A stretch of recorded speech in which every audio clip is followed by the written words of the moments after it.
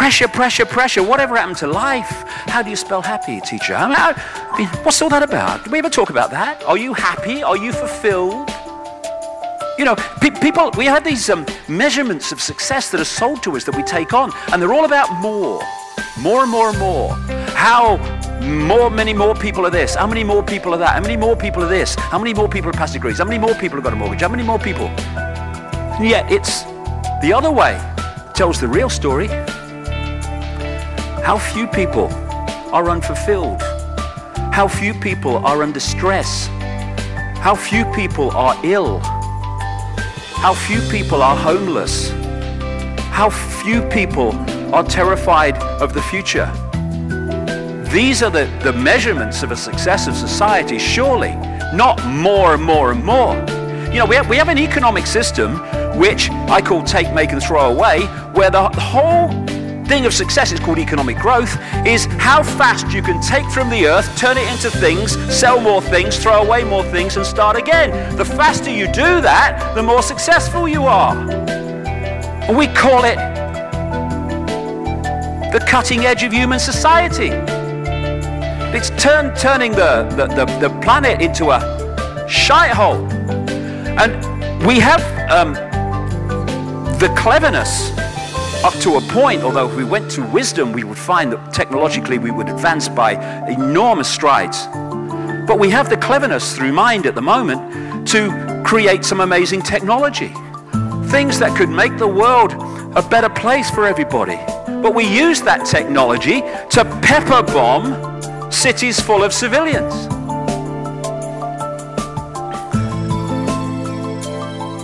We are now such at the cutting edge of human evolution that we can kill more people than ever before. And we do. We're in a world where it seems okay for children to sign their names on bombs that then drop and kill other children. Like I say, we think the world is sane. Well, people in this room don't, but so many people do, when it is utterly insane. And what keeps people from understanding this?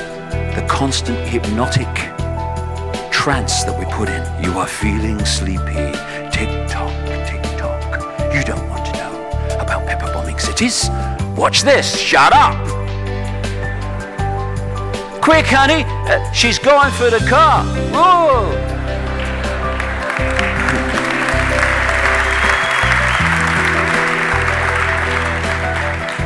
We live in a world of plenty, and yet people starve for the want of the basics.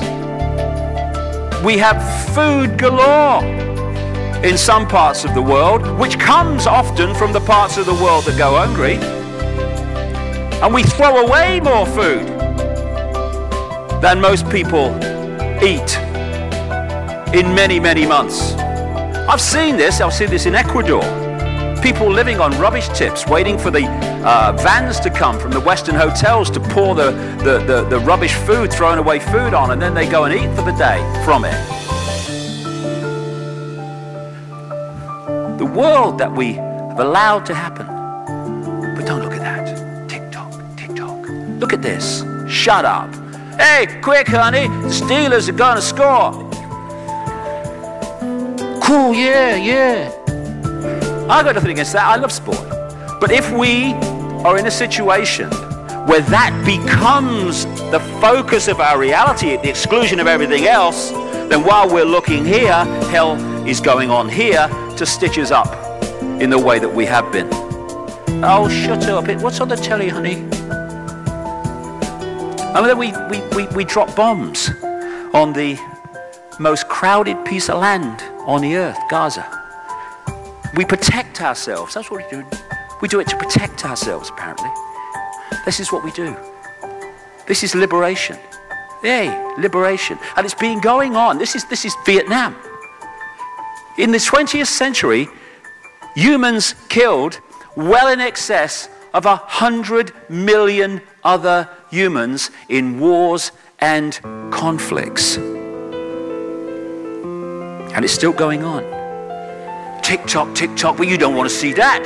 Hey, quick honey, Paris Hilton's half naked in the back of a limousine. Come and look, it's really good. And that's the new religion. Instead of living life, hey, this is me, I'm going to live my life. Ooh, isn't that she got a nice dress on? They're showing she and stuff. Oh, look, she's going to marry so-and-so. Oh, they've been divorced, yeah. It's the new religion, the celebrity, the religion of celebrity.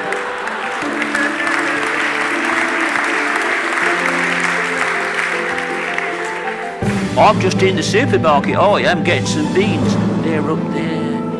They don't have to shop in a supermarket because they're different. And then we have a situation where we have a system called money, which is based on money that has never, does not, and will never exist. Steps back in amazement. Say it again. I didn't quite catch that. We have become so divorced from the world that we live in that most people never ask the simple question, what is money? When you go into a bank and you ask for a loan, $50,000 or something, what does the bank do? It does nothing. In terms of moving precious metal anywhere, printing money, anything. It just types into your account $50,000. And from that moment on, you start paying back interest and eventually the principal, if you're lucky, on the $50,000. Because the same people that have controlled the politicians and the governments have controlled the banks, legislation's been passed which allows banks to lend at least 10 times, and my God, it's at least 10 times, what they have on deposit. So every time you put $1 in a bank, you're giving them the right legally to lend $10 dollars. And interestingly, when you, say, take out a loan for $50,000, that $50,000 has been given to your computer screen on the basis of someone else putting a fraction of that in the bank. And then you take that $50,000 and maybe you give someone $20,000 to buy something. They'll take that $20,000, which has already been created out of nothing, and they'll put it in another bank. Now the $20,000 from the original $50,000 gives this bank the right to lend 10 times the $20,000. And so it goes on. What a bank can create out of nothing and charge interest on to the population from $1 or $100 or whatever the figure is fantastic. And we don't ask questions. I've talked to economists, you know, who are earning cuckoo land amounts of money on the telly and stuff. I say, what is money? How is it created? They can't tell you. They never thought about it. It's just there. It's governments. No. It's the DNA of this society which holds this society more than anything else in so many ways, on a physical level, in servitude. Money created out of nothing, called debt, credit, which we then spend the rest of our lives paying back. But don't look at that. Don't let them know that. Tick, tick, tick. Hey, quick, honey, it's the Jerry Springer show. This man's going to punch his girlfriend. Come and look, honey. These are all the diversions, constantly. And then, of course, these people will tell you all the news that those that own the media want you to believe is true. It's what news is. And the whole foundation of all of it is be afraid, be very afraid. The big bad monster is coming as soon as we've invented him. Keep people in fear. Keep people in states of stress. And crucially, this will have implications as we go through the day, keep them in a state of surviving. Because while they're doing that, they will be in a state of focus on survival rather than looking at the big picture of what's going on.